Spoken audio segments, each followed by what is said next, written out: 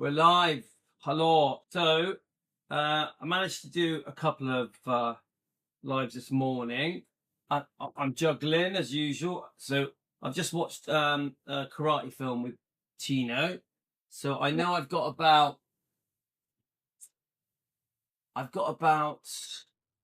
hi Karen. I've got about half an hour ish before the wife comes home. Actually, when the wife does come home, I want to go for a dog walk and do a dog walk live as well. Well, now that all my strikes have been removed, I've been able to open up my channel. This is how horrible these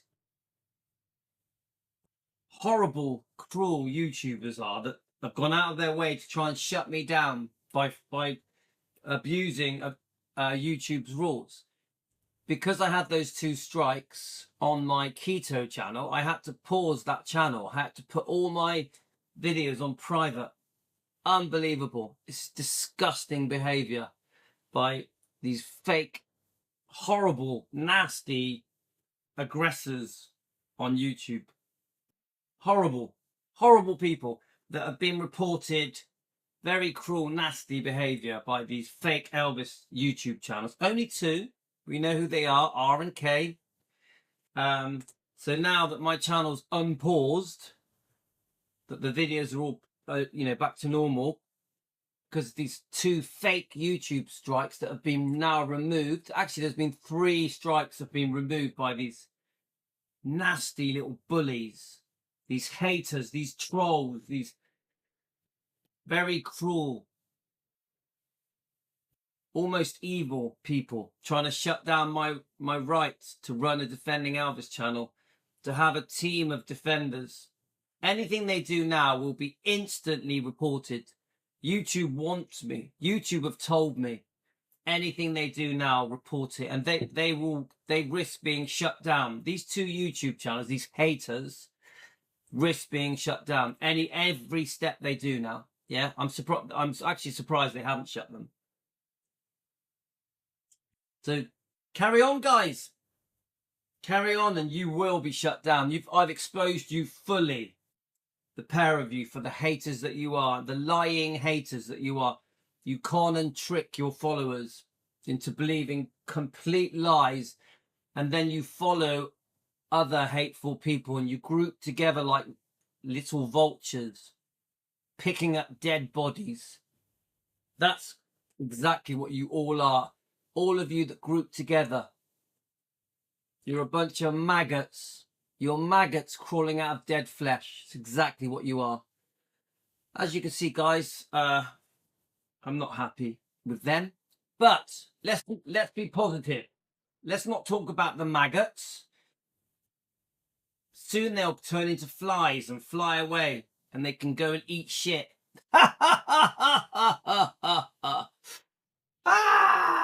Right. Hi, Karen. How are you? Right. I want to keep it lighthearted. I've just said I want to keep it lighthearted after that little speech. I am a massive... Nothing's happened, Jane. Nothing's happened.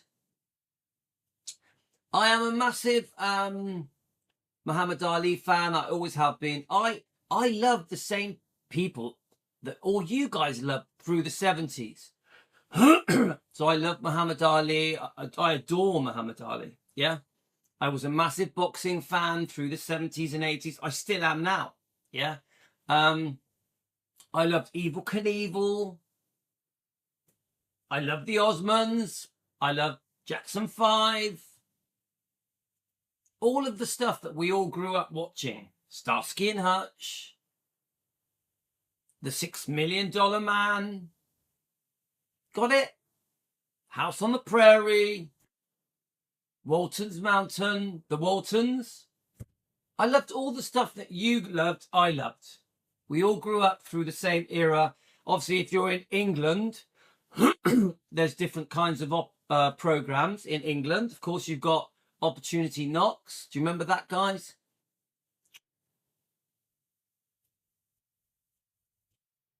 Anyway, I had a very special childhood, 70s and 80s, especially 70s. I did have problems. I'm not going to go into that. But I have very, very fond memories of growing up in the 70s. If I could get a time machine and travel back to the 70s, I would. Thanks. Thanks, Karen. I put it on for you. Right. Here we go, guys. Here we go. Right.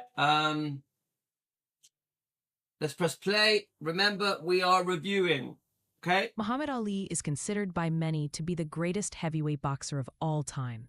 "I'm the greatest" became Ali's catchphrase even before it was true.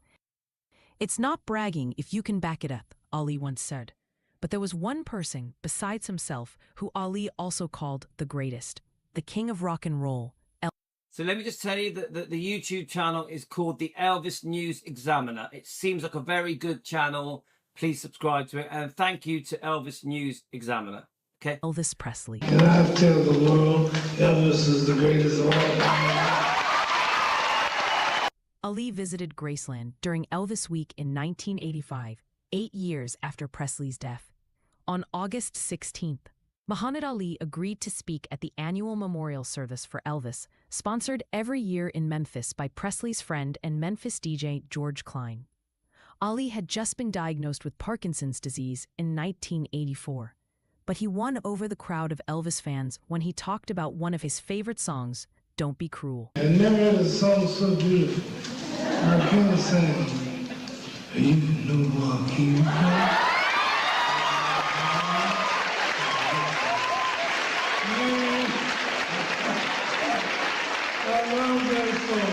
Ali then gave a very heartfelt speech about his friend. We black people are kind of funny by music.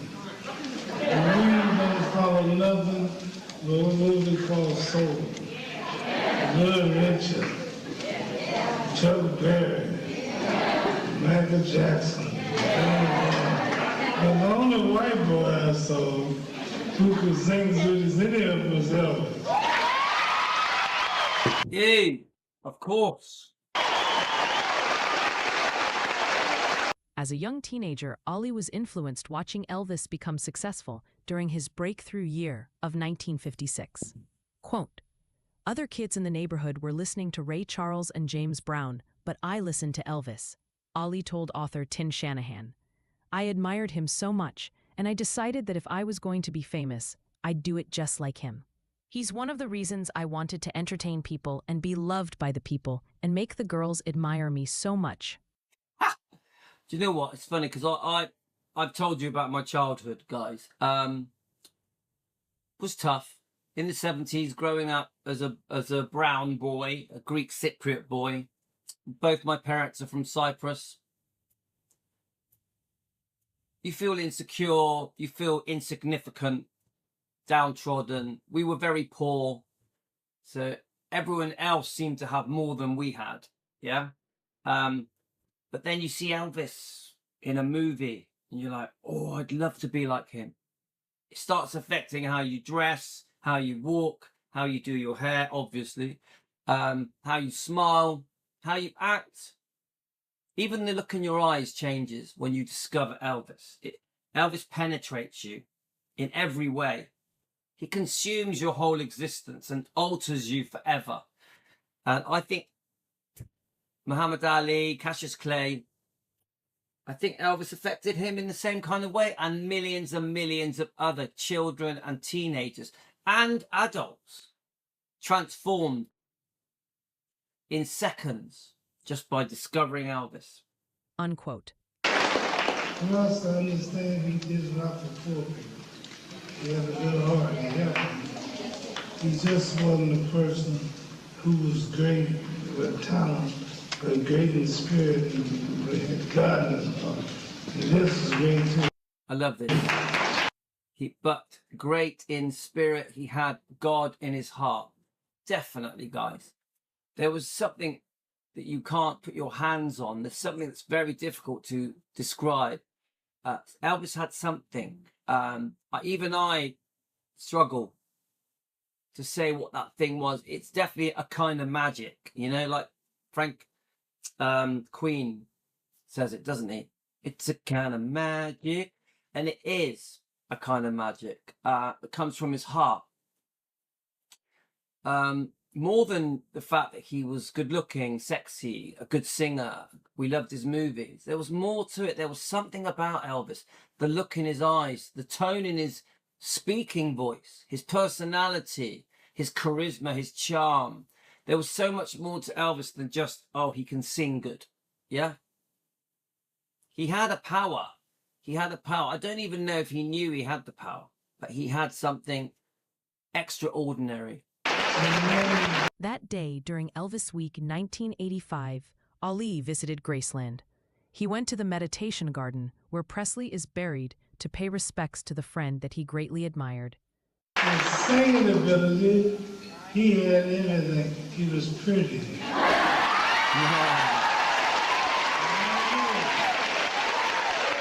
Singing, nobody had everything like Elvis. I wouldn't praise nobody if he didn't deserve it. Because I am the greatest of all time.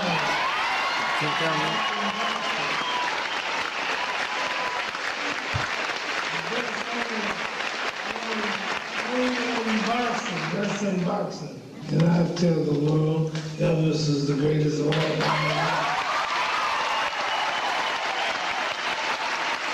Elvis Presley and Muhammad Ali first met in February 1973 in Las Vegas and were photographed together. Presley presented Ali with a custom-designed robe made especially for Ali. The bejeweled white robe had a similar look to the jumpsuits that Presley wore on stage at the time. Ali reciprocated by giving Elvis boxing gloves that he signed. Elvis, you are the greatest, from Muhammad Ali. Peace 1973.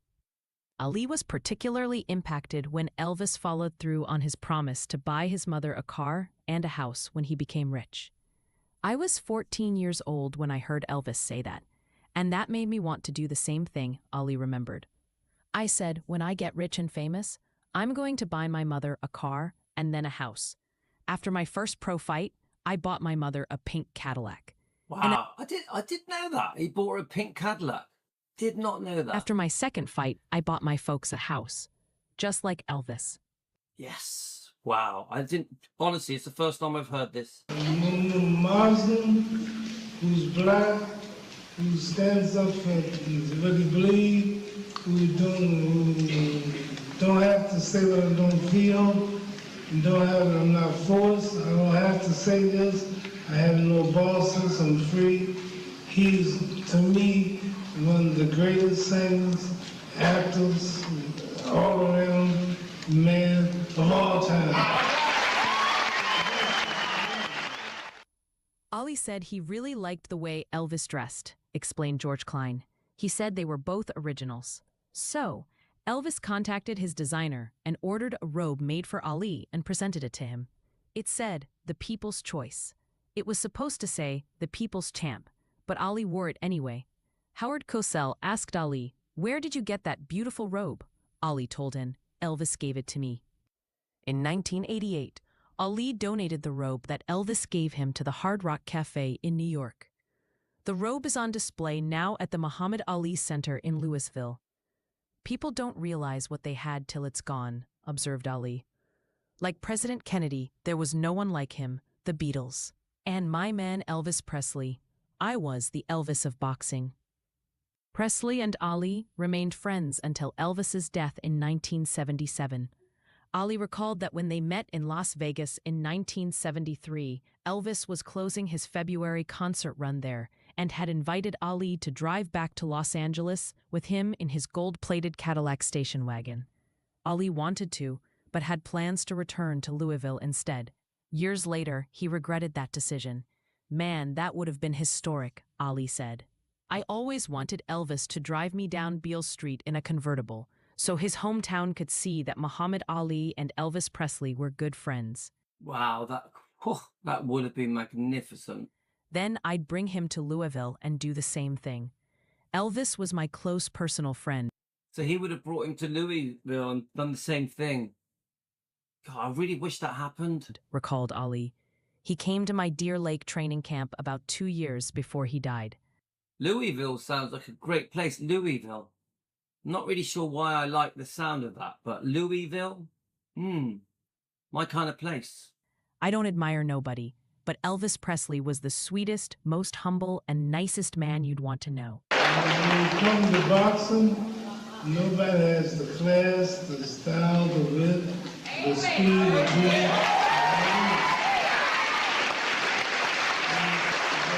A lot of great singers who are black. And I'm one who believes in black pride and blacks have a chance as good as anybody. But there's one man as good as anybody. I mean, all the brothers together, I heard none no better than Elvis Presley.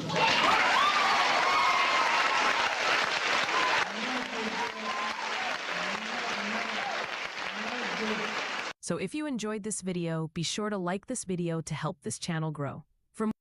A very cute little video. Thank you to the Elvis Examiner. Right, so let's just have a little look, see if we can find Muhammad Ali talking about Elvis.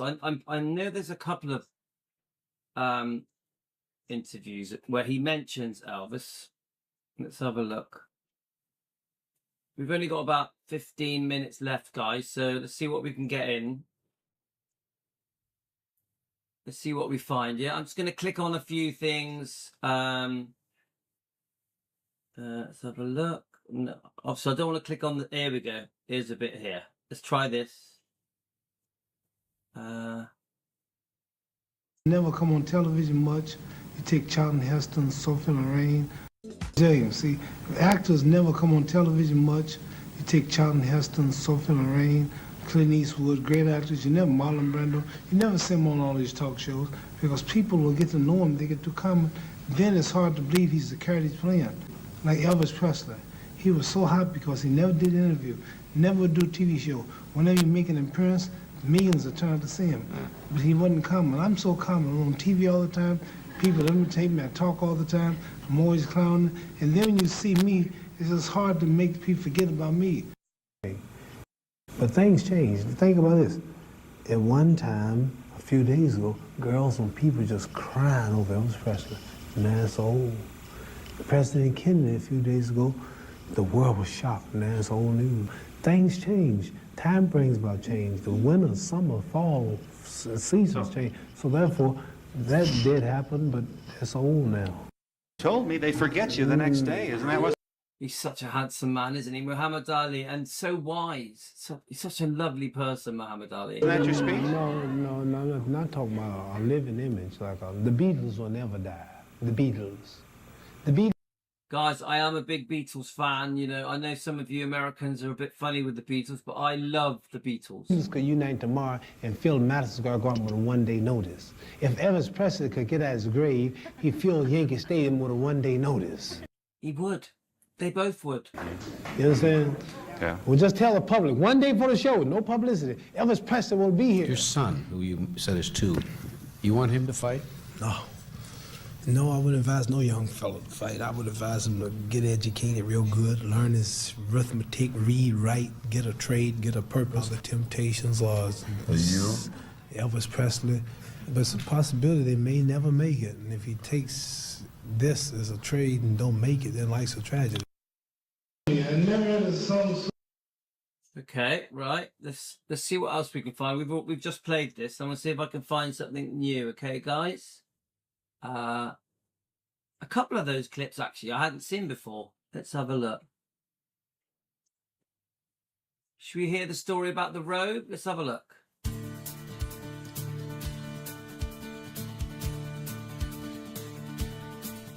The Ali robe, Elvis had met Ali numerous times, and of course Elvis and Ali had developed a friendship, and Ali saw some of Elvis's clothes and he said, man, he said, them some fancy duds. He told Elvis that apparently, and Elvis decided he wanted to give the champ something really unique that the champ would really be blown away by with all this artistic work on it.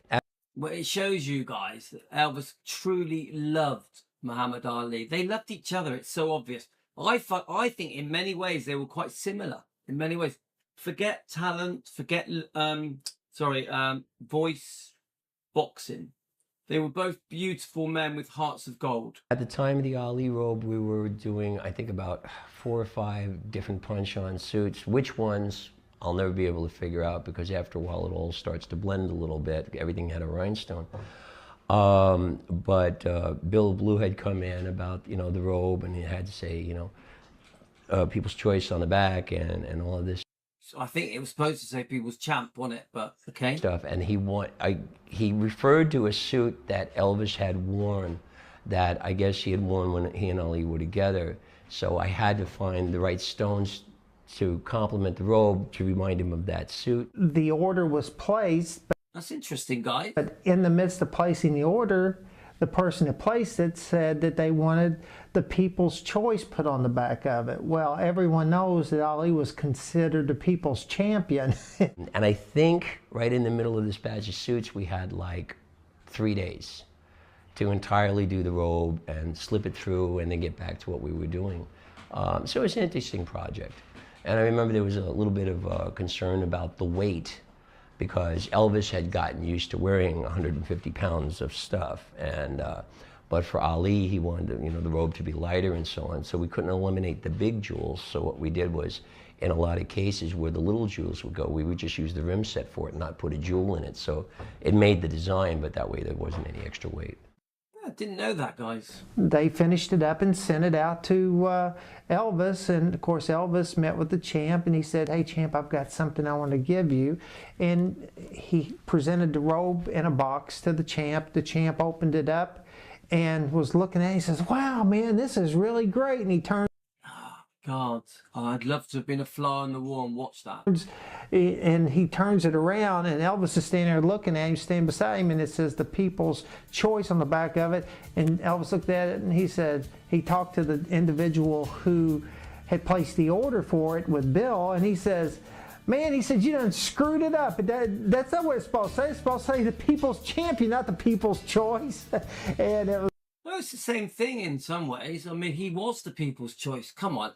Muhammad Ali is one of the most loved men in history. That's very clear. like, of course, Ali being the gracious person he was, he goes, "No, man, no, that's cool." But the champ was apparently.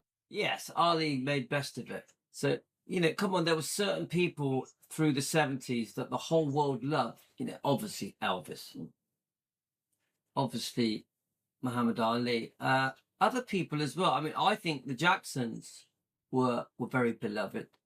The Osmonds, the Beatles, there's just certain people that were very loved. Off the top of my head, I mean, I loved Evel Knievel. Yeah, I always did. But I'm sure that you guys can put in the comments certain people that just really stood out in the 70s that you just, for some reason, we look like the Fonz, which came a bit later.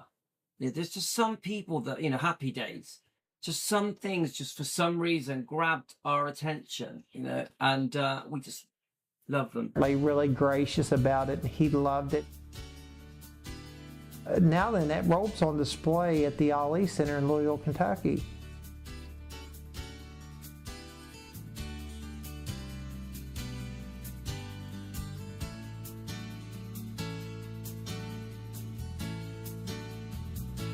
Brilliant. No. Could have been somebody. So is he actually put it on, has he? Could have been a contender. I go up on that one, please. Wow, just think Elvis and Ali wore that. Wow. Please note the lining, how lovely. Well, I'm guessing Elvis put it on, but actually he probably didn't, did he? It would have been way too big for Elvis, but I reckon he put it on. He put it on quickly, just sneaked it on, didn't he? And then gave it to Ali. What do you think, guys? Put it in the comments. On this side, the other half. Did you get a fish out of that one? That one right there. Okay, that's my favorite one. That's my favorite one. I run out of crap. I don't know what to do. That was interesting. He loved it. That was really interesting. Let's have a look. Let's see if we can squeeze a couple more in before my wife gets here. Let's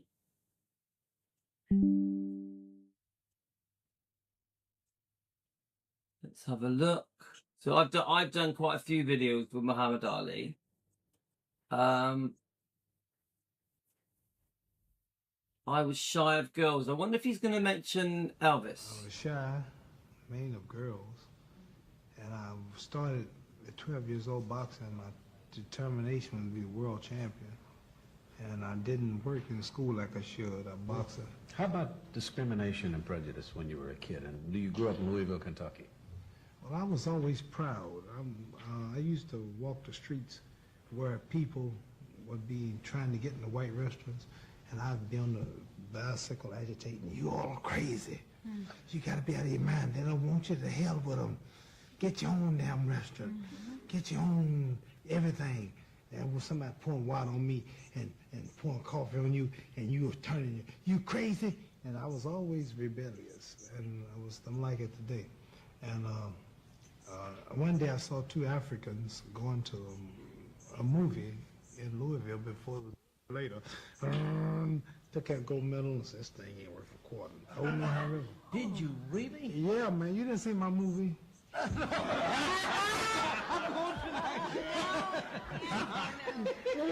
The last time I saw your show, I jumped into you. You gave me one of these and I almost fell. He was serious. He really jumped. It's too bad you don't have a replay thing where it plays back in slow motion. You really jumped. Did you think I was going to get you? No, but you don't know where I grew up. I grew up in Chicago. You got to have good reflexes to even live through that, you know. Do you ever regret not going further with your education? Sometimes. But sometimes I wonder, most educated This is interesting, guys. people, when they get really educated, they don't really believe in a God, or they're not too spiritual, and they're not forgiving. And if you want to find people that are really, I don't want to boast, but I'm almost a genius. And nobody can argue with you. Who's going to say you're not? I'm afraid There are to. three gifts. Come on, guys. Muhammad Ali was bloody smart. Very, very, very smart. There are three gifts. There are three gifts of God given to some people in the world, and these gifts are more precious than any diamonds, jewels, and money came out. One gift is the gift of progress. None can hold back a soul with a gift of progress. If he fails 9 times, the 10th time he succeeds. Then there's the gift to attract. This man, you find some people have 1 or 2 friends, but when a person has that gift to attract all men and their friends, they're friends in all walks of life. That's me. And have a gift to progress, have friends in all walks of life. And You mean you've got all three of these? Another gift is the gift to make difficult situations easy. And the man who usually can do it is called the man of the hour, the man of the day. And I've been in some difficult spots.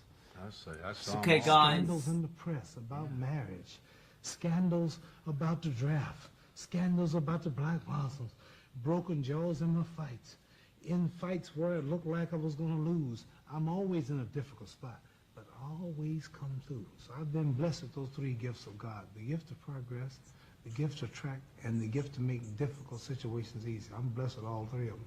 And I didn't get to no school, no college, no university. It's a gift of God. You can't teach this to another person. You got to be born with it. If you take this man with the gift to So I can see my wife's turned up, so I'll let this play out. I've got to go, guys. What a lovely little video. I really enjoyed this. I love Muhammad Ali. make friends, to attract, if you put him in the woods with the tigers, the lions, the elephants, they'll be his friend. Wherever you go among the educated, the illiterate, the wise, the foolish, the prostitutes, the gamblers, they all will be his friend. And this is me. I don't care where I go in the world, what nationality, what race. I'm the only world celebrity that walks around with no bodyguards. Anybody can walk in my training camp. Anybody can knock on my door. You might see me downtown Philadelphia tomorrow talking to some wine. I'm out on the streets every day with everybody. No protocol. I'm nothing special. But yet I'm the most recognized face on the planet. Yeah, you are. And Nobody this can is argue with that. Whew, because him and Elvis, most recognized faces on the planet. So that was lovely. I'm going to do some more of the light-hearted Elvis stuff. We don't always have to always be defending. I want to cover other topics as well, guys. I really enjoyed this. Thanks for joining me, you guys out there. Thanks for helping me and Team Elvis and Elvis fans around the world. our channel, Defending Elvis. We're still here, guys. We're still defending away. Thanks for joining me. Thanks for being part of what we do. And things are looking good for Defending Elvis, guys. Things are looking good. Take care, everyone. Love you all. You're the best.